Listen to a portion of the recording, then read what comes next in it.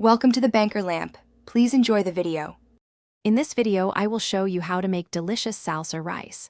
First, let's gather our essential ingredients. You'll need 1 cup of long-grain white rice, 2 cups of chicken broth, and 1 cup of your favorite salsa. Don't forget 1 tablespoon of olive oil and a small pinch of salt to enhance the flavors. Having everything ready before you start cooking makes the process smooth and enjoyable, ensuring a perfect dish every time. Now, let's start cooking our rice base.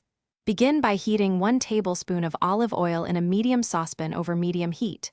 Once warm, add your 1 cup of long-grain white rice. Toast the rice for about 2 to 3 minutes, stirring constantly. This crucial step helps to develop a nutty flavor and prevents the rice from becoming sticky, ensuring each grain is perfectly separated and fluffy. Next, it's time to infuse our rice with that wonderful salsa flavor. Carefully pour in the 2 cups of chicken broth and your 1 cup of chosen salsa. Stir everything together gently, then bring the mixture to a boil.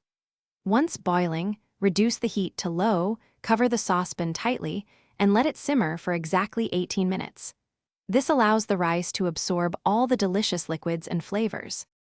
Finally, for the perfect finish, remove the saucepan from the heat and let it rest, still covered, for about 5 minutes. This resting period allows the steam to redistribute, making the rice even fluffier. After resting, gently fluff the salsa rice with a fork. Serve it warm as a delicious side dish or as a base for your favorite Mexican-inspired meals. Enjoy your homemade salsa rice. Thanks for watching. If this was helpful, leave a like and consider subscribing. See you next time.